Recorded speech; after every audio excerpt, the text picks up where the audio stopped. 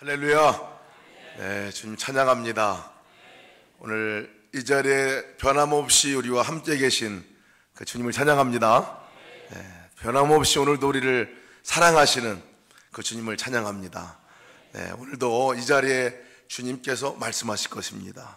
오늘도 변함없이 주님께서 우리의 손을 붙들고 함께 동행하실 것입니다. 그래서 저희가 오늘 이 시간 집중하고 바라봐야 할 분은 주님이십니다. 귀를 기울일 때에도 그 귀는 주님께 기울이시는 시간 됐으면 좋겠습니다. 하나님 말씀 보겠습니다. 에베소서 6장 10절 11절 말씀입니다. 에베소서 6장 10절 11절 말씀입니다.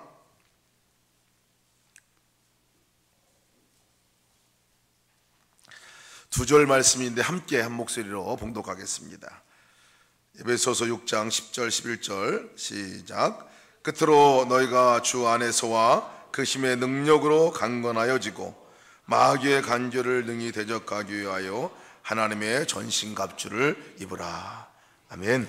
아멘. 주님과 동행하는 삶, 또 주님과 함께 친밀한 교제를 나누는 그 삶에 관한 말씀들을 계속 우리가 나누고 있습니다. 새벽에 일어날 때 예수님 하고 일어나 보자고 했는데 잘 되시나요? 네. 우리 삶 가운데서 예수님의 이름을 부르고 예수님을 생각하고 의식하는 이 훈련, 아마 또 이 가운데서 손을 이렇게 내밀고 이렇게 주님과 동행하는 훈련도 한번 해본 적이 있는 분도 계실 것 같아요. 해보셨나요 혹시요? 네. 아멘 하신 분들은 아마 특별한 또 은혜를 경험하셨을 것 같습니다. 오늘도 도전합니다. 오늘도 여러분 한번 손도 내밀어 보시고 주님의 이름을 부르시고 주님을 의식하고 생각하는 일들을 한번 의도적으로 의식적으로 한번 해보셨으면 좋겠습니다. 그럴 때 주님께서 우리 가운데 임재하신 것들을 경험하게 되고 또 그 주님과 함께 동행하는 놀라운 삶들을 누리게 됩니다. 그런데 여러분, 우리가 이번 일주일 동안 주님과 행복한 동행을 해야 되겠다, 주님과 친밀한 교제, 관계를 갖는 것 정말 중요하구나, 나도 정말 예수님과 살고 싶다는 그런 갈망들이 다 있으실 거라 생각이 듭니다. 그렇죠? 네. 근데 그렇게 마음 먹은 대로 잘 될까요? 잘 될까요? 제가 손을 내밀고 이렇게 예수님 손 붙들고 가다가도요, 그렇게 주님을 바라볼 때 너무나 기쁘고 감격스러운데 지나가다가 개가 싸움하고 하는 거 보면요, 눈이 개한테 갑니다. 이렇게. 언제 주님 손 붙들었는지도 기억도 안 나요. 쟤들은 왜 싸울까? 이 아침부터 왜 이렇게 저렇게 싸울까? 하고 시선을 뺏겨버립니다. 사실 저희가 주님과 동행하는 삶을 갈망하고 또 주님과 함께 살아가는 이 놀라운 이 삶을 누리고 싶어도요, 잘 안 됩니다. 워낙 그렇게 체질이 안 됐기 때문에 잘 안 되는 것도 있지만, 사실은 마귀가 이것을 가만 내버리지 않습니다. 우리가 주님과 함께 동행하는 이 삶을 누리는 것이 우리 삶에 어떤 영향을 주는 건지를 알기 때문에 사실 마귀의 입장에서는 비상사태입니다. 비상사태. 이번 한 주간 동안 우리 순복음교회 우리 성도들이 나와서 은혜 받고 주님과 동행하는 믿음의 삶을 살아봐야 되겠다 결심하고 또 각오하고 주님께 기도하는, 이거는 마귀의 입장에서 보면 비상사태예요. 비상사태. 왜냐하면 주님을 바라보고 나아가는 사람의 삶은 놀랍게 능력 있는 삶이고 변화의 삶이 되기 때문에 그렇습니다. 뺏기는 거예요. 마귀는 뺏기는 거예요. 그러니까 수단과 방법을 가리지 아니하고 그것이 안 이루어지도록 사실은 마귀가 작전을 쓰죠. 우리가 은혜가 없어서, 은혜가 부족해서 우리의 삶에 능력이 나타나지 못하는 건 아닙니다. 우리가 말씀이 부족해서 우리의 삶에 정말 그렇게 충만한 주님의 은혜가 나타나지 않는 거 아닙니다. 가만히 보면요, 은혜를 다 뺏깁니다. 나도 모르는 사이에 은혜를 뺏기는 것을 보게 됩니다. 그렇게 많이 말씀을 들었는데도, 그렇게 많이 결심을 했는데도 돌아서면 어느 순간인가 언제 들었지? 언제 그 말씀을 했지? 지난 주일날 말씀 들은 것도요, 새까맣게 잊어버릴 때가 많습니다. 그렇죠? 여러분, 지난 주일날 말씀 들은 게 생각이 나시나요? 아니, 어제 말씀 들은 건 생각이 나시나요? 몇 개는 생각날지 모르겠는데요, 깊이 은혜 받고 감동받은 것도요, 예배 지나고 나면 이상하게 언제 들었냐는데 새까맣게 잊어버리고 그렇습니다. 우리가 기억력이 부족해서 그럴까요? 그런 것도 있을지 모르겠습니다. 우리가 뺏기고 삽니다. 사단이 우리의 은혜를 뺏어가려고 합니다. 주님과 아름다운 사랑의 교제를 나누려고 시작을 하면요, 사단이 은밀하게 그렇게 하지 못하도록 만드는 것들을 보게 됩니다. 아가서 2장 15절도 보면 뭐라고 나왔냐면, 우리를 위하여 포도원을 허는 작은 여우, 그 작은 여우를 잡으라, 이렇게 얘기해요. 포도원에 꽃이 피었구나, 이렇게 얘기하거든요. 주님과의 사랑의 교제가 시작될 때, 주님과 함께 이제 살아가는 동행의 삶을 시작하려고 할 때, 요 여우 새끼 같은 여우가, 작은 여우가 와서 막 휘젓고 다닌다는 거예요. 휘젓고 다니는. 여러분, 주님 바라보지 못하게 만드는 거 간단해요. 아니, 바쁘게 만들면 돼요.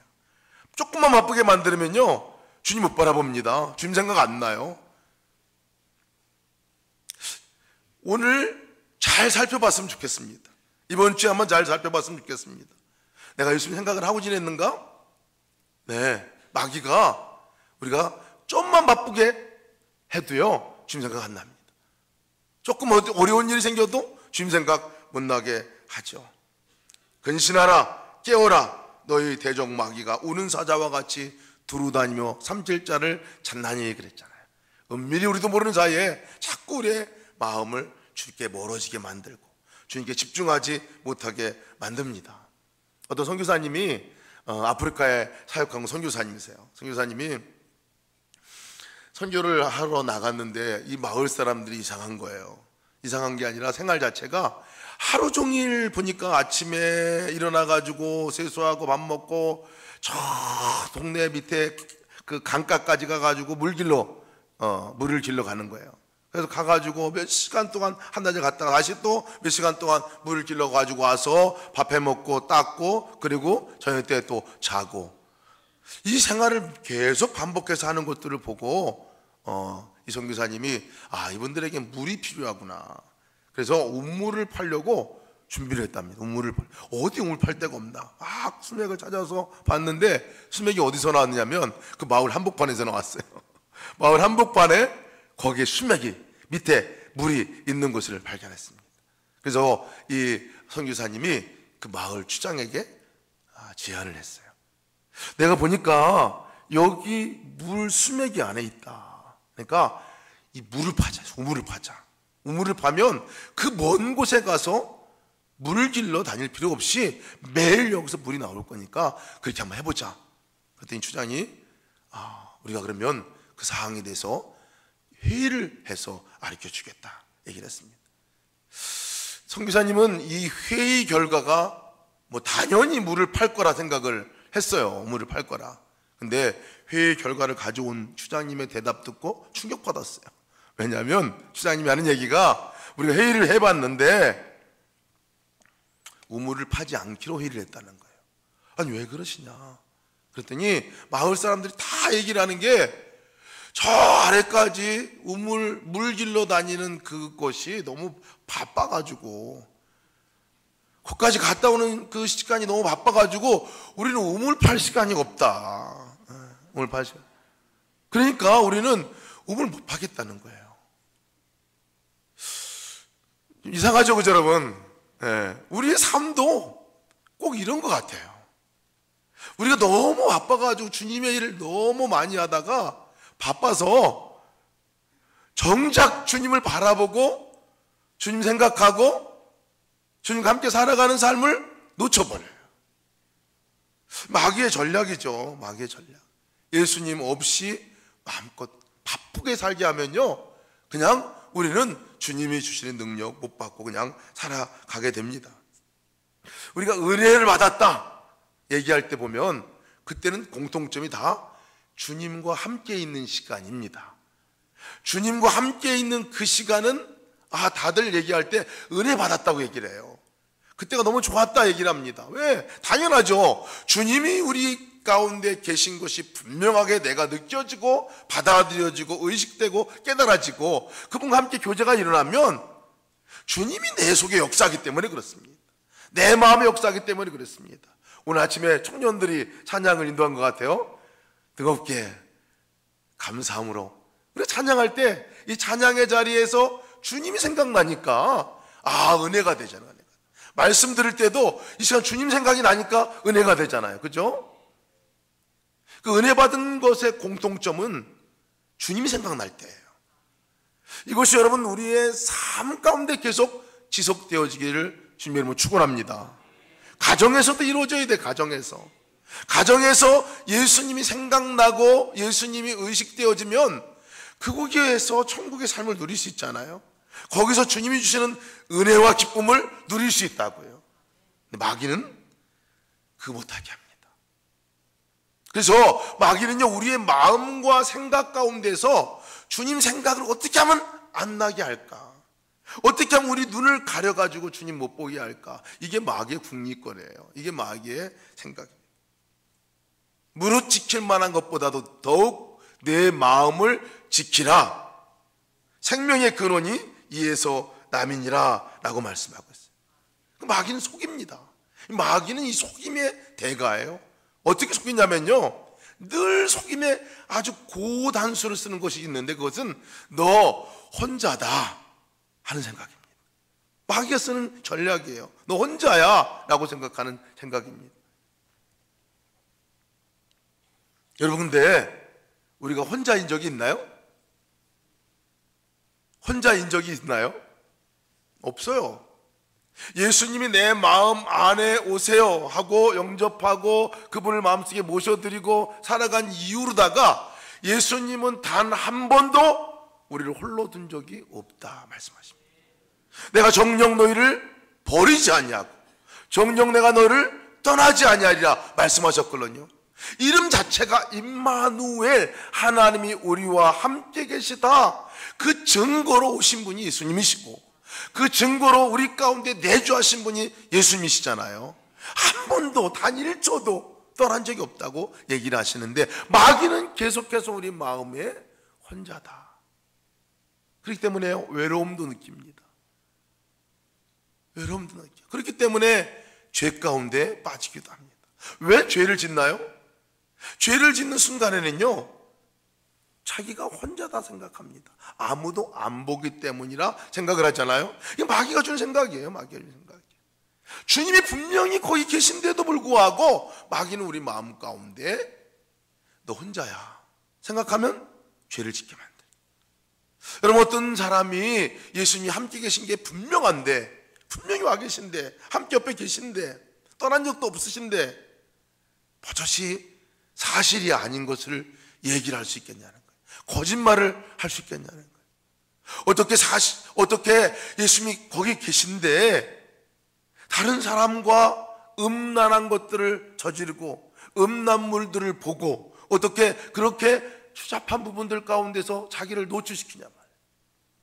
집사님 가운데 제가 한 분의 가정을 신방한 적이 있어요. 그 가정에 신방 갔을 때 거기에 딱 모니터가 있더라고요. 컴퓨터 모니터가. 거기에 뭐라고 써 있느냐면 내가 보는 눈을 통해서 주님이 함께 보십니다 이렇게 써 있어요. 사연이 있어 보이잖아요. 제가 물었어요. 왜 이걸 써놓으셨냐? 그랬더니 이분이 얘기를 안 하시더라고요. 괜찮다고 얘기해 보시라고. 얘기하신 즉슨 본인이 아이 둘을 데리고 사는 아빠예요. 엄마는 외국에 나가 있어요.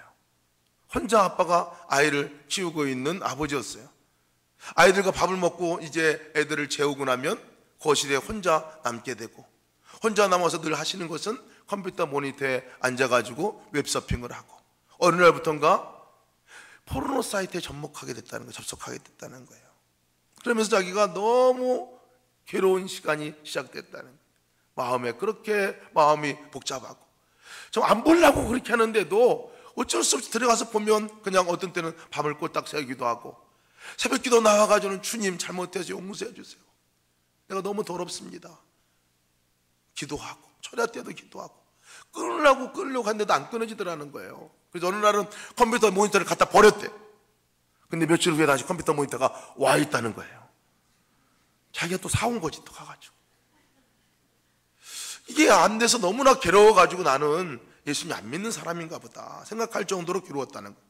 근데 어느 날 주일날 예배 말씀을 들을 때 그 말씀의 내용이 예수님이 내 안에 인격적으로 와 계시다면, 영으로 오시는 분, 보이지 않는 분이지만 그분은 분명히 실제한 분이라면 내가 어디를 가든지 그분이 함께 계시고, 내가 무엇을 하더라도 그것에 함께 계시고, 내가 무엇을 보더라도 내 눈을 통해서 내 안에 거하시는 예수님이 함께 보시지 않겠느냐 하는 말씀을 들은 거예요. 그때 이 말씀을 듣는 순간에 머리가 쓰더래요.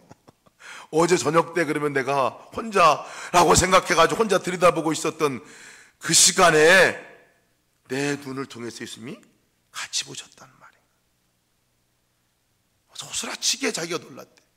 그리고 저녁 때 집에 와서 이제 똑같은 생활을 반복하고 이제 지나고, 맨 마지막 순간에 컴퓨터 모니터에 앉았는데요, 그 말씀이 생각이 나는 거예요.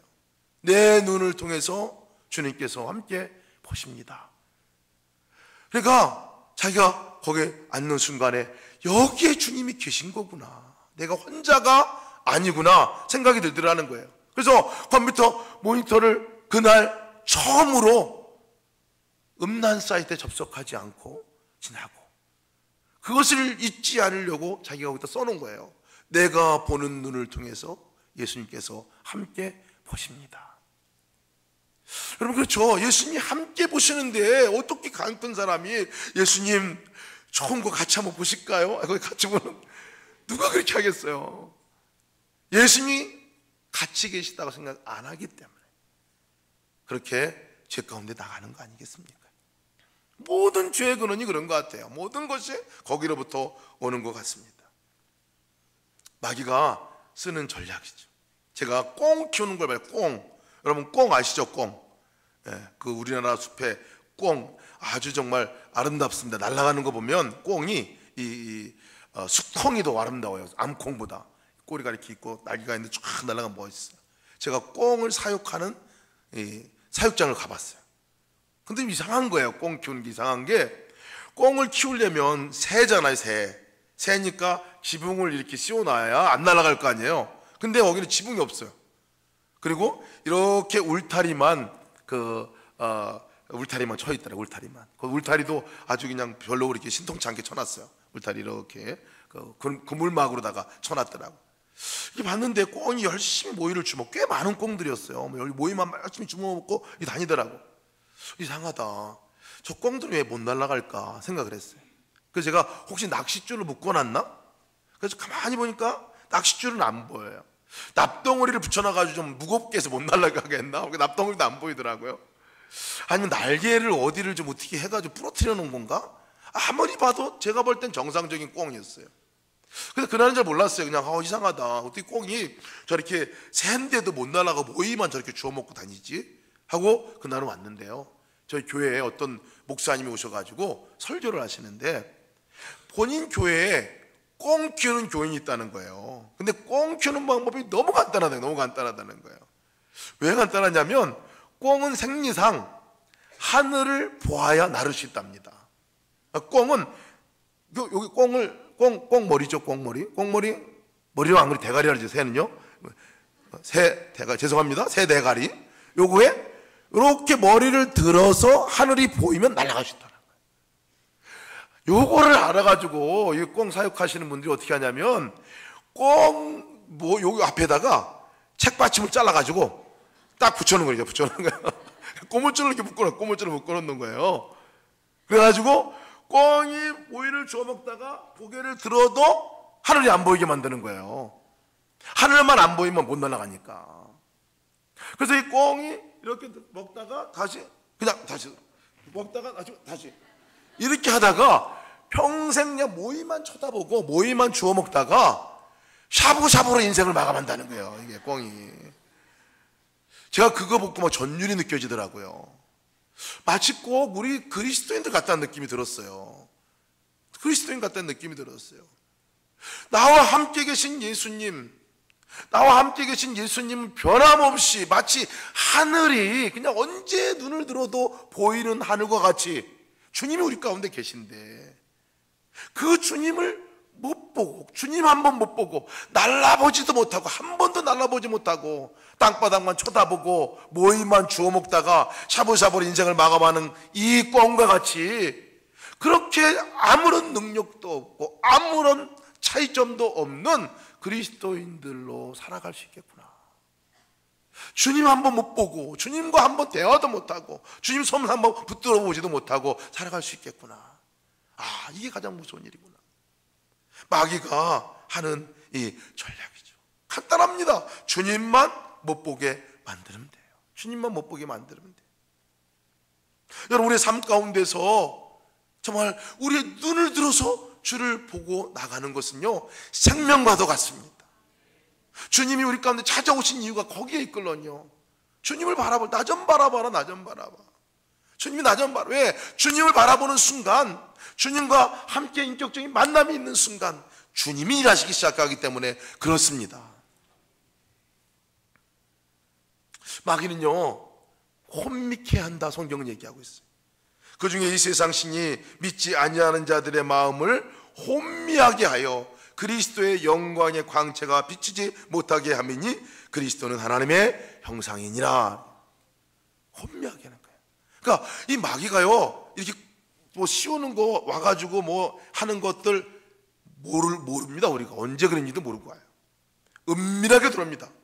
마귀가 들어오는 게 보이면 게임 끝난 건데, 마귀가 언제 들어갔다 나가는지 모르게 휘젓고 다니다가 완전히 초토화시키고요, 다 끝나고 나서 아, 그놈이 마귀였구나. 그러면 끝난 거예요. 벌써 우리의 심령, 사람, 관계 다 깨지고 완전히 파탄난 지경, 그때 갈 때 비로소 마귀였고, 이때 깨달으면 늦었다는 거예요. 근데 마귀가 역사할 때 우리가 알아채야 합니다. 제가 인도네시아 선교사로 6년간 사역을 할 때 우리 부엌에서 늘 비명소리가 자주 들려옵니다. 부엌에서. 그 비명소리는 저의 아내의 비명소리예요. 아내가 으악 하고 소리 지르고 그러면 제가 딱 알아챕니다. 아, 그놈이 출몰했구나. 그놈은 쥐예요, 쥐. 인도네시아 쥐는요, 커요. 네. 우리나라 쥐보다 2배가 큽니다. 2배 이상 커요. 그래서 제가 고양이하고 쥐하고 눈싸움 하는 걸 봤거든요. 누가 이겼게요? 네. 쥐가, 상식적으로 고양이가 이겨야 되는데 쥐가 이기더라. 고양이가 꼬리 내리고 도망가더라고요.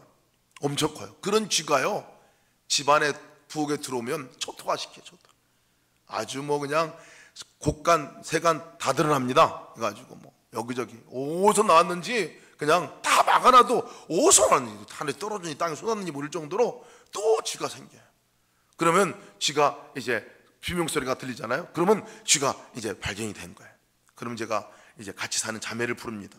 그 자매를 부르면 자매는 딱 빗자루 하나 들고 와요. 딱 하나 빗자루 딱 들고 와요. 그 역할 분담이 있습니다. 그 자매는 빗자루 들고 오고, 저는 뭐 하냐면 막 쑤셔대요. 거기다가 여기 막 바닷자리가 막 쑤십니다. 그러면 쥐가 크니까 우르르르 막 이 소리가 나요. 그러면 막 이게 우르르르 해도 뭐 이게 나와야 되니까 막 여기저기 막 쑤시면, 근데 자매는 뭐 하냐면, 이 자매는 가만히 있어요. 빗자루 들고 막 가만히 있어요. 그래서 얘가 막 쑤셔대고 우르르르 그러면 이제 한참 쑤셔대면 이게 툭 튀어나와요, 바깥으로.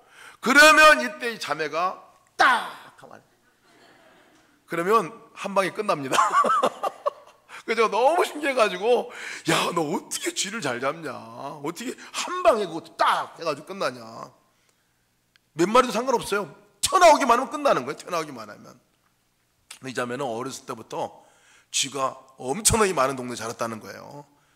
그래가 어렸을 때부터 아까 빗자루 들고 쥐 잡는 게 자기들의 삶인 거예요. 삶 습관. 이거는 뭐 그냥 뭐 평범, 놀랍더라고요. 쥐가요, 튀어나오고 보이기만 하면 끝나요. 사실은 안 보이니까 문제지. 안 보이니까.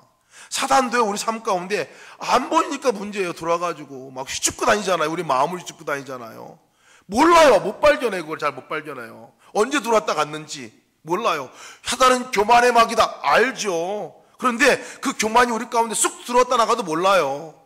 내 의견을 제시했는데 의견이 무시당했어요. 그때 마음에 분노가 올라온다? 요게 그놈 마귀가 쑥 들어오는 순간이거든요. 내가 어디 앉아야 되는데 좋은 자리에 내가 거기 갔는데 식당 갔더니 나는 저 구석탱이에 처박아 놓고 자기들끼리 앉아가지고 이때 섭섭한 마음이 막 들어오잖아요. 이게 사실은 교만의 마귀가 쑥 들어오는 순간인데 잘 몰라요. 두세 사람이 내 이름으로 모인 곳에 주님이 함께 계시잖아요. 근데 우리나라는요, 두세 사람이 모이면 몇 사람 죽습니다. 그죠? 이 사람 갔다 이 사람도 얘기야. 화장실도 못 가. 화장실도. 예, 자기 얘기할까봐. 그러면서도 다른 사람을 막 비난하고 얘기하고 갔다 이렇게 나쁜 얘기를 하는데도 그 순간이 마귀가 참소하는 영이 가운데 들어오는 건지 몰라요. 그러니까 그 마귀가 우리 마음을 휘젓고 다닐 때, 들어올 때 보이기만 하면 딱 끝나잖아요. 이게 안 보여서 문제죠.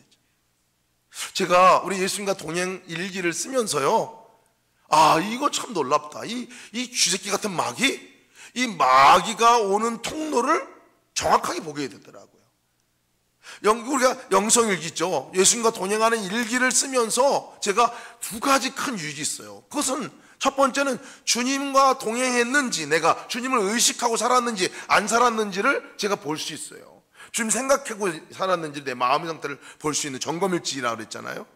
또 한 가지가 이 마귀가 내 마음 가운데 그때 들어왔는지 안 들어왔는지를 아는 거예요. 내가 의견을 제시했어요. 상대방이 막 나를 무시해. 그 의견 듣지도 않아. 다른 사람 얘기 듣는데 내 얘기는 안 들어. 제가 막 마음에 분노가 일어났어.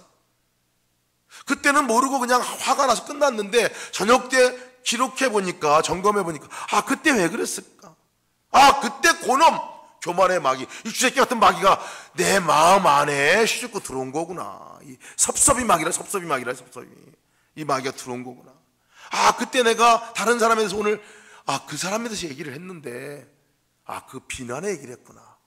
참사하는 이 마귀가 내 마음 안에 들어왔구나 하는 것들을 점검하게 되더라고. 영성을 같이 쓰면서 어떤 분들은 자기 마음 안에 음란의 마귀가 들어온 거, 음란의 마귀가 휘죽고 들어갔다 나간 것이 그냥 내가 습관 때문에 그런 것이다, 잘못됐다, 이 정도로 아는데요, 기록해보면 그때가 음란의 마귀가 내 마음 안에 휘죽고 간 거구나, 그놈 쥐새끼 같은 마귀였구나 깨닫게 되더라고요. 점검해 보니까 달라지더라고요.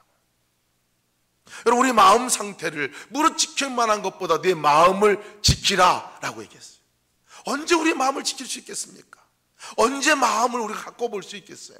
모든 것이 생명이 그러니 마음에서 나는데, 그것을 너무나 잘 아는 마귀는 우리의 마음을 휘젓고 다니는데 우리는 그 눈치도 못 채고 그냥 거기에 빠져 있다면 이것만큼 어려운 일이 어디 있겠습니까?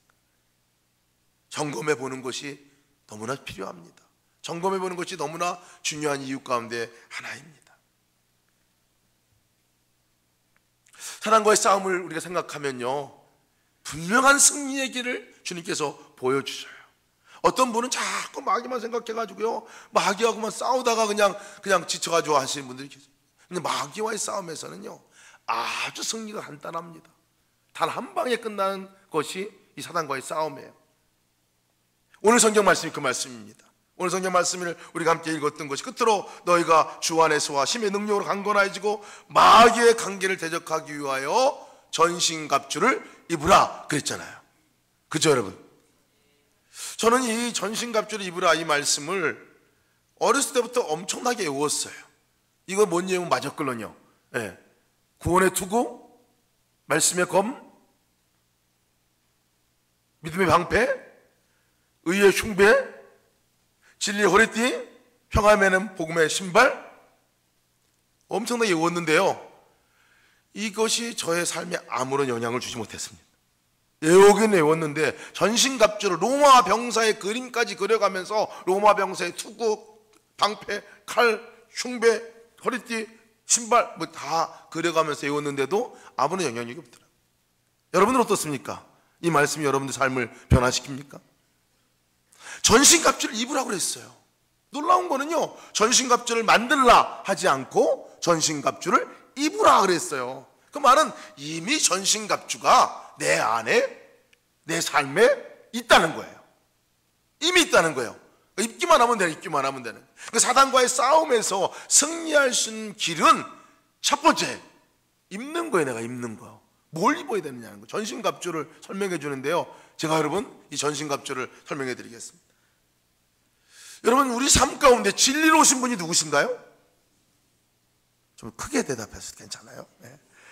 진리로 오신 분이 누구신가요? 의로움이 되신 분이 누구신가요? 말씀으로 이 땅에 오신 분이 누구신가요? 우리의 믿음의 처음이요 믿음의 완성자 되신 분이 누구신가요? 우리의 구원자 되신 분이 누구신가요? 전신갑주는 다 누구에 대해서 얘기하고 있는 거예요? 예수님에 대해서 얘기하고 있는 거예요. 모두가 예수님이다. 예수님. 전신갑주를 입으라 라는 말은 예수님으로 옷 입으라 이런 말씀입니다. 예수님으로 옷 입으라는 거예요. 옷 입는 것은 내가 해야 됩니다. 옷 입는 것은 내가 해야 돼요. 주님이 내 삶 가운데 오셨는데 그분으로 옷 입으라 하는 것은 그분을 바라보라 하는 얘기입니다. 그러니까 예수님을 바라보는 거, 그 순간에 마귀와의 싸움 가운데 승리할 수 있는 유일한 길이라는 것입니다. 진리의 허리띠를 띠라, 예수님으로 허리띠를 띠라는 겁니다. 그럼 진리 되신 분이 누구십니까? 예수님이시죠. 진리는 변함없는 걸 말합니다. 우리의 감정과 체험에 따라 바뀌는 게 아니에요. 내가 기분 좋을 때는 와 계시고 기분 안 좋을 때는 떠나시는 분이 아니라는 거예요. 내 상태가 그래도 정말 내가 선한 일을 많이 할 때는 주님이 내려오시고, 악한 일을 하고 좀 별로 안 좋은 일을 하면 떠나고, 기도를 세게 하면 주님이 내려오시고, 기도를 약하게 하면 올라가시고, 찬양을 정말 이빠이 정말 내가 하면서 주님께 나가는 그 찬양 은혜가 되면 그 주님이 오신 거고, 찬양을 안 하고 졸고 있으면 주님 떠나시고, 이런 건가요? 아니라는 거예요. 진리에 되신 분은, 진리라는 것은 변함없는 거예요. 예수님은 한 번도 우리를 떠난 적 없다. 이게 진리입니다. 그분이 우리 가운데 한 번도 떠난 적이 없으십니다. 어떤 분들은 죄 지면 예수님 떠나고 죄 안 지면 오시는 줄 알아요. 우리가 로마서 5장 우리 8절 말씀 보면 이렇게 말씀하고 있습니다. 우리가 아직 죄인 되었을 때에 그리스도께서 어떻게 하셨어요? 십자가의 죽으심으로 하나님이 우리에 대한 자기의 사랑을 확증하셨느니라 했어요. 원래 주님이 오신 거는요, 우리가 좋은 상태에 오신 게 아니거든요. 완전한 죄인, 하나님도 모른다고 하고 죄 가운데 있는 그 상태에 있는 부패하고 후패한 마음, 그 상태에 주님이 찾아오셨거든요. 오실 때부터 우리 상태가 좋지 않았어요. 오실 때부터. 그러니 여러분, 우리가 주님 바라보고 살아가며 나아갈 때 비록 죄 가운데 정말 넘어질 수 있지만 그것 때문에 떠나지 않으신다는 거예요.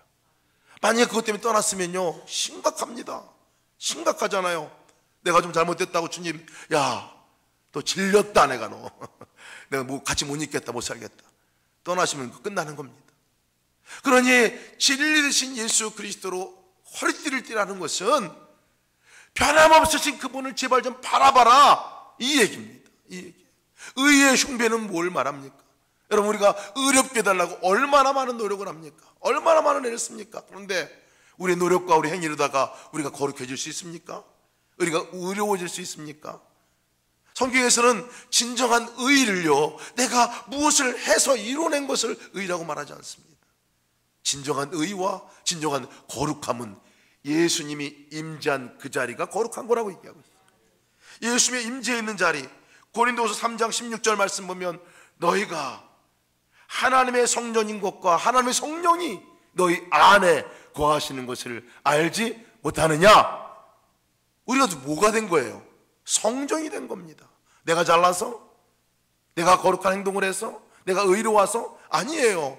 주님이 내 가운데 찾아오셨기 때문에 그 찾아오신 그 자리, 임재의 자리가 거룩의 자리입니다. 그러니 여러분들은 거룩한 성전이죠. 이 성전은 거룩한 성전이라고 말합니다. 왜? 예수님의 임재가 있으니까요. 여러분들의 가정은 어떻습니까? 내가 그 가정에 가 있으면 예수님과 동행하는 삶이 분명하면, 예수님이 함께 계신 것에 대해서 내가 눈을 뜨고 바라보면 그 자리가 거룩한 성전이 되는 것입니다. 우리의 직장은 어떻습니까? 직장도 마찬가지죠. 나 혼자가 아니라 거룩하신 그분이 내 안에 거하셨고, 내가 그 직장 안에 있는 한 그 직장은 거룩한 곳으로 바뀌어지게 될 것입니다. 내 때문이 아니라, 나 때문이 아니라 주님 때문이죠. 그러니까 주님이 일하시는 순간에 거룩함은 드러나는 거죠. 우리 삶 가운데 거룩함이 언제 드러나냐? 언제 진정한 거룩함을 누리느냐? 예수님을 바라볼 때입니다. 의의 흉배를 드러나는 것은 그 말씀인 거죠. 평안의 매는 복음의 신발. 언제 평안할 수 있습니까? 진짜 평안한 우리가 평안을 언제 얻을 수 있습니까? 마귀는 계속해서 두려움과 염려를 갖게 만들어요.